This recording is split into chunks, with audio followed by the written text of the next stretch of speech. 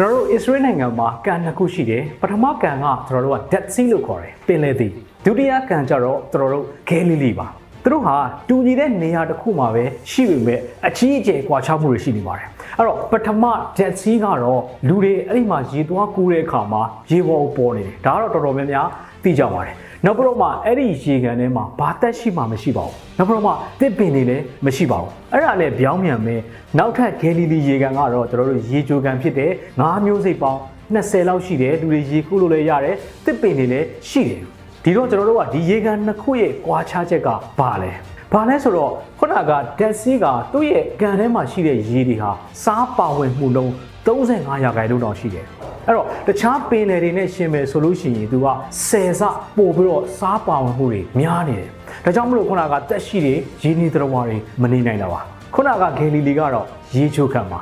ဒီ Dead Sea ကနေတိုင်းသူ့ထဲမှာရှိတဲ့ရေတွေကတန်ရာနဲ့ချီပြီးတော့မှကျွန်တော်တို့အမွှေးပြန်သွားတယ် evaporated ဖြစ်သွားတယ်အဲ့တော့ကျွန်တော်တို့စဉ်းစားကြည့်အောင်ဒီ same region ဒီနေရာမှာပဲရှိတဲ့ဒီနိုင်ငံတစ်နိုင်ငံတွင်းမှာပဲရှိတဲ့ရေကန်နှစ်ကန်ကဘာကြောင့်မလို့ဒီလောက်ကွာခြားနေတာလဲအဲ့တော့ technically အရာတော့မှန်ကောင်းမှန်ပါလိမ့်မယ်ဒါပေမဲ့ပြောကြတာကတော့ခုနက Galilee ရေကန်ပြီးကျွန်တော်တို့ကဂျော်ဒန်မြစ်ထဲကနေစီးလာတယ်ပြီးတော့အထွက်လည်းရှိတယ်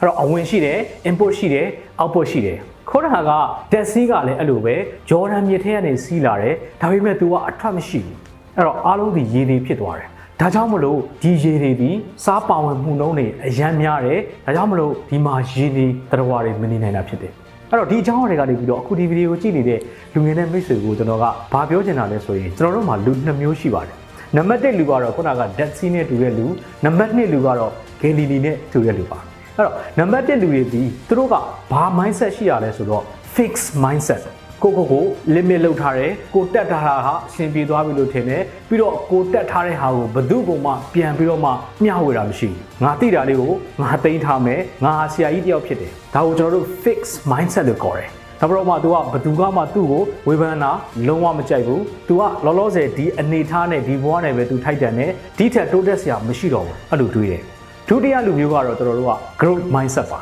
သူကသူ့ကိုယ်သူအမြဲတမ်း freedom ထားတယ်သူအသက်ပညာတွေလေ့လာတယ်ရလာတဲ့ဟာတွေကိုတခြားသူတွေကိုပြန်ပြီးတော့မျှဝေတယ်ဝင်ငွေတွေရအောင်ရှာတယ်ပြီးတော့ရလာတဲ့ဝင်ငွေတွေကိုတခြားသူတွေကိုပြန်ပြီးတော့ဝေမျှတယ်တခြားသူတွေကသူ့ကိုဝေဖန်တာကိုလည်းသူ